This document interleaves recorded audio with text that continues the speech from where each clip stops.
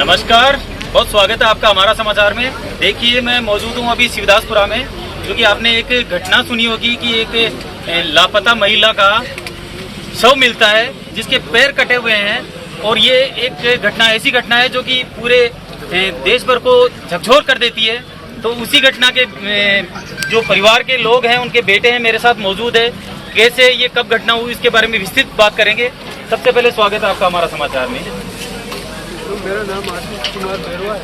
अच्छा, जो अभी ये मीना देवी जो भी खत्म हुए हैं, उनके आप क्या लगते हो? वो मेरी मम्मी है। अच्छा, तो शुरुआती दौर में जैसे कि आपके साथ में आपकी मम्मी जो थी घर से लापता हुई, वो कब हुई थी? देखो, मम्मी नरेगा में काम करने जाती है। मैं गरीब परिवार से आते हैं। मैं भी मजदूरी करता हूँ। मेरी पत्नी भी मजदूरी करती है। मेरे 3 बच्चे हैं। मम्मी घर पे अकेली।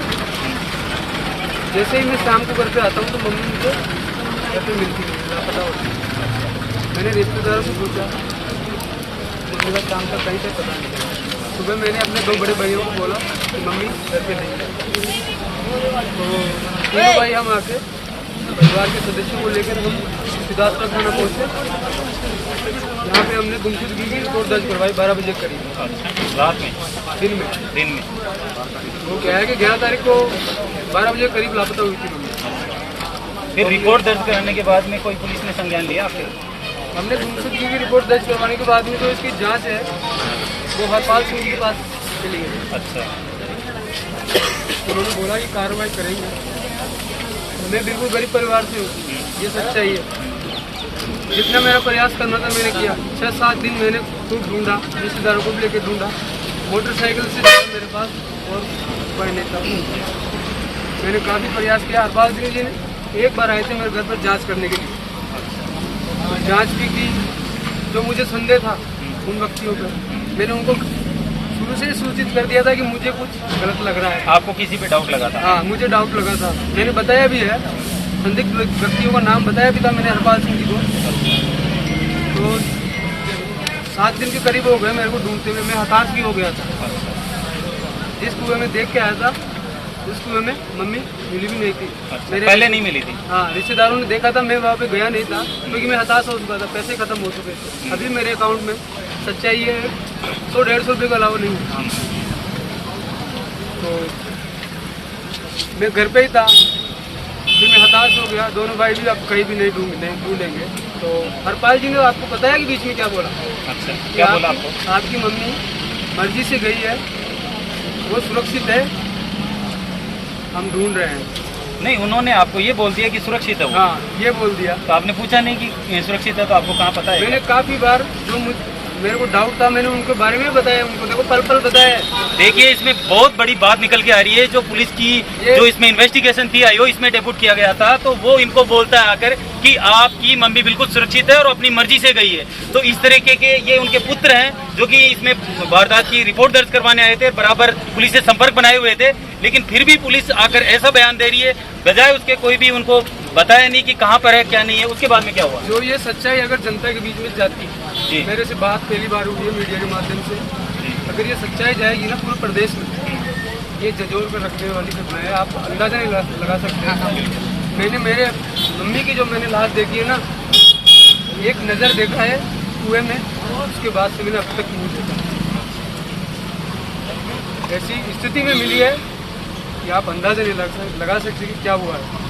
पुलिस ने क्या बताया कि कितने दिन पहले मृत्यु हुई थी? अभी तक ये कुछ बताया? कुछ भी नहीं है, अभी कुछ रिपोर्ट नहीं है। और अभी तक कोई जो दोषी या कोई आरोपी इसमें जिन्होंने हत्या की उसको किसी को ढूंढ पाई पुलिस? मैंने जो संदिग्ध व्यक्ति है उनके नाम भी बताए थे मैंने। क्या है कि गरीब परिवार से हूँ तो मेरे ऊपर ही डाउट करने लग गए। ये भी एक सच्चाई है प्रशासन की। आपके ऊपर क्या डाउट करने लगे? मुझे ही मुजरिम बनाने लगे, मेरे से कहीं कड़ी पूछताछ करने लग गए मेरे से। अच्छा, तो कभी मैं ऐसे हुआ नहीं मेरे साथ, कभी पढ़ा लिखा हूँ ऐसे थोड़ा बहुत, तो थोड़ा बहुत मुझे भी अपने आप पे संदेह होने लगा कि मैं इंसाफ मांग रहा हूँ या फिर मेरे साथ ही ऐसा कुछ हो रहा है। देखिए, इसमें पुलिस के ऊपर भी कहीं ना कहीं सवाल खड़े हो रहे हैं। जैसे कि ये बता रहे हैं कि इनको खुद को ही इस तरह से पूछताछ की गई कि जैसे कि ये खुद दोषी है या इनका कोई उसमें रोल है। उसके बाद में क्या होता है? उसके बाद में ये होता है कि रात भर गाड़ियाँ जा रही है, जांच पड़ताल चल रही है। बोला था कि 10-11 बजे तक हम आपको मुजरिम पेश कर देंगे। तो अभी ऐसी कोई जानकारी मिली नहीं है हमें। अच्छा, ये कल बोला था आपको? हाँ, ये कल बोला था रात को। वैसे हम 60-70% केस सॉल्व कर चुके हैं, मैंने सुना था। मैं यहीं पे हूँ, पड़ा हुआ हूँ न्याय के लिए। और मेरे साथ मेरे को न्याय देने वाले लोग भी हैं मेरे पास, लेकिन मैंने सच्चाई अभी तक बताई नहीं थी। ये सच्चाई है, हरपाल सिंह जी ने कोई जांच नहीं की थी इस मामले में। देखिए, हरपाल सिंह जी के ऊपर जो परिवार है उनका सीधा आरोप है कि उन्होंने कोई जांच नहीं की थी।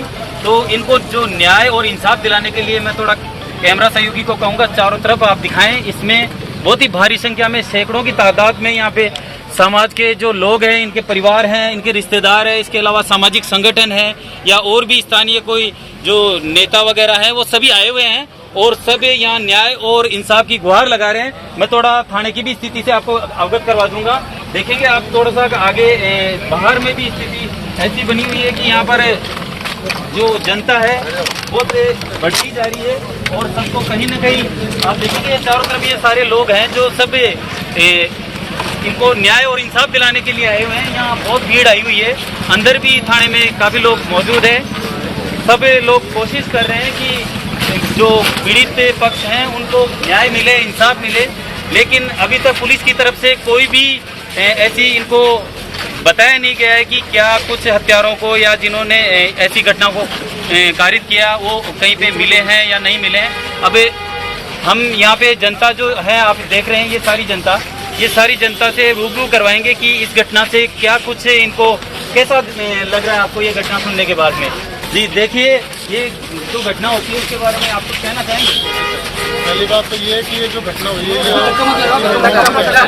दूसरी बात ये है कि जब 12 तारीख को रिपोर्ट दे दी गई थी, उसके बाद में 6 दिन 18 तारीख को मतलब डेड बॉडी मिली है, तो 6 दिन से पुलिस क्या कर रही है।